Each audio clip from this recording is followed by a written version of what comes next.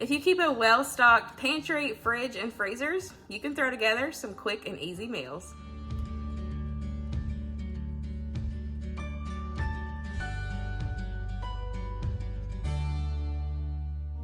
Hello everybody, welcome back to my channel, or welcome if you are new. My name is Tamer. Today's video, I'm going to be sharing 4 recipes with you guys. These are all pantry ingredients that I like to keep on hand, regardless if it's my dry pantry, my prepper pantry, my fridge, freezers. If you are new here, I keep a well-stocked house with all the foods from one end to the other. This summer I started home canning. I've also been dehydrating. I've been putting up my long-term food storage, short-term food storage, but you don't necessarily have to have all of those layers of prep to be able to make shop-from-home meals. But it is really good to have a well-stocked pantry, like an everyday pantry and fridge and freezers. That way you can easily pull from those in times of need and make a delicious meal for your family. So today I'm going to be sharing with you some things that I like to keep on hand, maybe that you've not thought about, or you can start keeping on hand after you watch today's video. I really hope you enjoyed it, and let's go ahead and get cooking. We all love the famous box hamburger helper, but it might not be something that you keep in your pantry all the time. But I'm sure if you have cream of soup and some noodles, maybe a little bit of cheese, some sort of a protein, you can easily throw together a homemade hamburger helper. Let me show you how. I've got about a pound of ground beef there. I have just cooked it, seasoned it, and drained it. Now we're going to add in our water and milk. I do have a full recipe on my homemade hamburger helper, so I will make sure to have that link down below for you guys. We are going to add in our pasta, and then we will add in our seasonings and give it a stir. And we're just going to cook this on like a low medium for about 15 to 20 minutes. You just want the noodles to cook all the way through. There will be a little bit of liquid in the bottom, but that's okay because it will all come together at the end.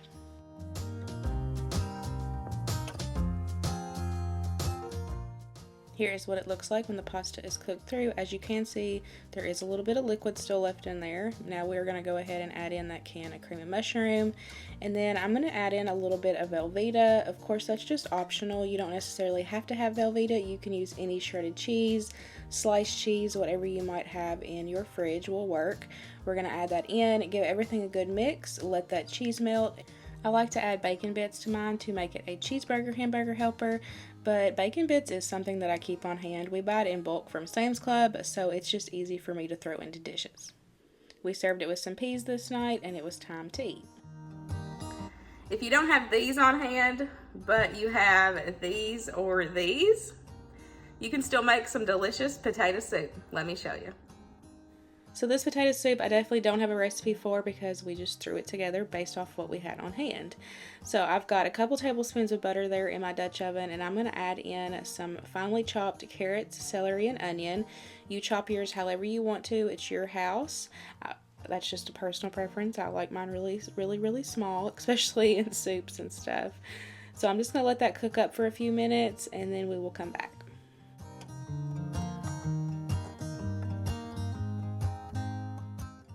We're going to add in a good tablespoon of some garlic and just give that a minute or two to get fragrant.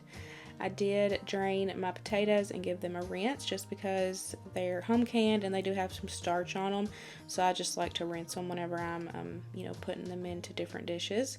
And then I just added those in, going to give it a mix, and then we're going to add in some home canned turkey broth.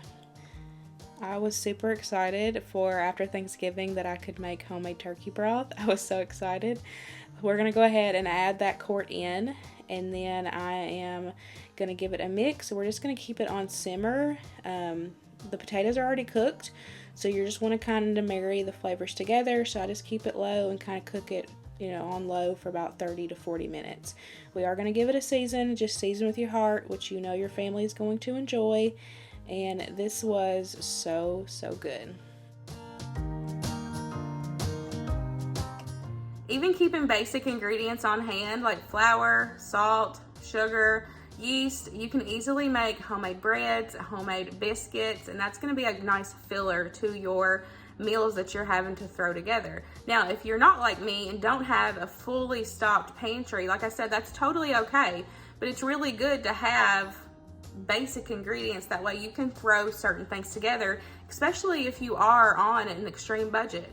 And this video is not an extreme budget video. This is just me sharing meals with you guys and ideas of stuff that I like to keep on hand to help myself out when I am in that situation, regardless if it is an extreme budget, situation and I only can eat at home, or if we're sick and not able to leave the house. Having a well-stocked pantry and fridge and freezer is really, really important, especially nowadays, because you never know when you go in the store if stuff's going to be in stock or if the price is going to skyrocket up even more than it is now. We never know. I feel like, working towards another recession, and it's really, really important right now to make sure having food security is really, really important. And like I said, you don't have to have all the layers like I do. Yes, I have an everyday pantry, a prepper pantry. I have 2 deep freezes and a regular fridge and freezer. And then I also have my emergency long-term storage, which is like 5 to 30 years of food put back for my family. But that's not a have to. That's just a goal that I've had for myself. And I'm really blessed to be able to have that because I'm able to use that in those times.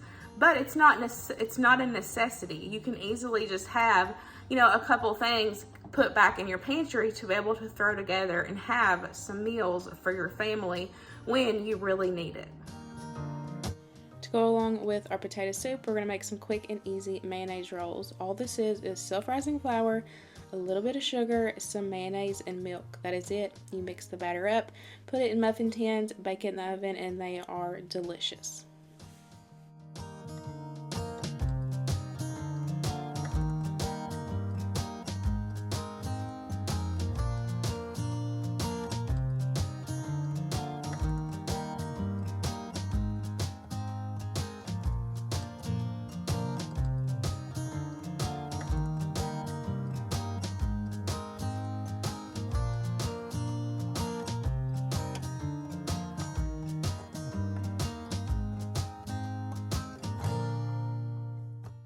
Now that the potato soup has been simmering for a while, we're going to go ahead and add in some room temperature cream cheese to help give it that creaminess.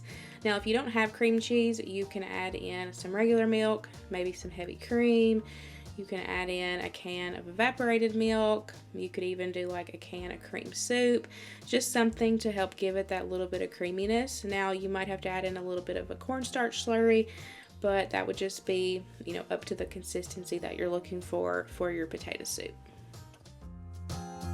Here is my delicious and creamy potato soup with the easy mayonnaise rolls, and I like to top my potato soup with some sour cream, bacon bits, and cheese.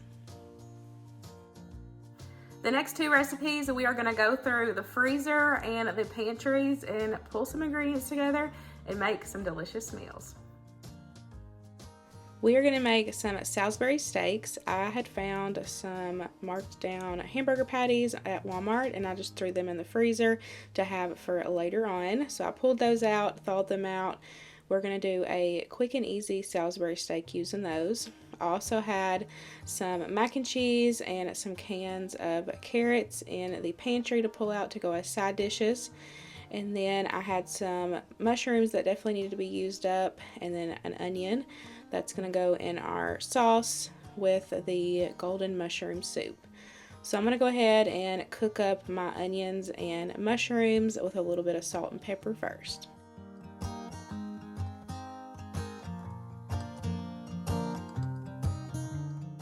Now that those are cooked to my liking, I'm going to go ahead and add about a tablespoon of garlic. Give it a stir and just let that cook up for about a minute till it gets fragrant. And then I'm going to remove that from the pan, and then we're going to sear off our patties.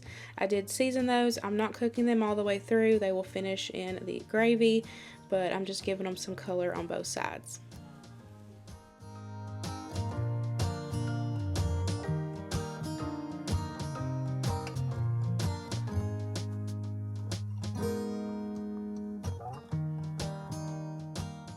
Now that the patties are all seared off, we're going to go ahead and add in the mushroom and onion mixture back in there.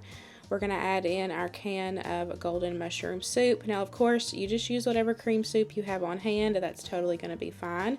And if you don't have any cream soup, you could even add in some flour and some milk and make your own gravy. I did have some heavy cream in the fridge, so I got it out and added a good splash of that in. I'm going to give that a mix, and then we are going to add our patties back in, and I'm going to put the lid on it, and we are going to cook this for about 15 to 20 minutes. You just want to make sure that your patties are cooked all the way through. Internal temperature for ground beef is 155.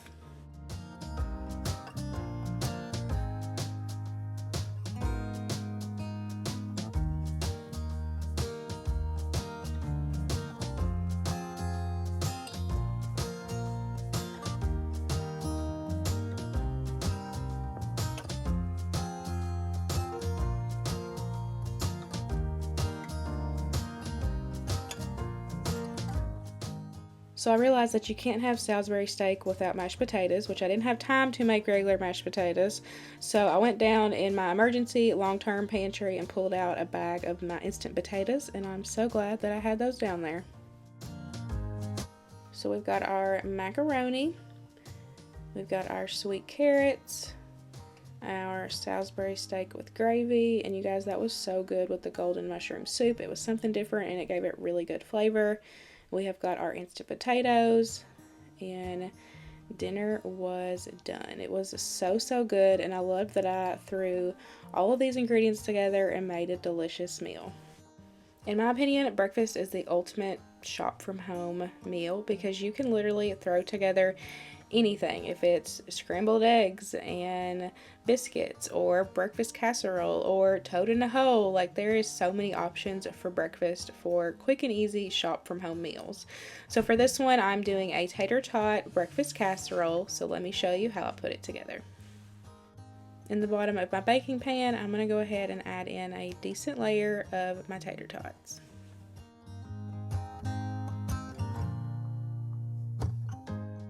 Now I'm going to do about a cup of my bacon bits. Of course, you can change out and use whatever protein that you want. I forgot to get a clip of me cooking up my veggies, but on the stove I took and cooked down my mushrooms, onions, and spinach on the stove with a couple tablespoons of butter and some seasonings, and so here I'm just adding that on top. Of course, you can change out and use whatever veggies you have on hand or whatever vegetables your family likes.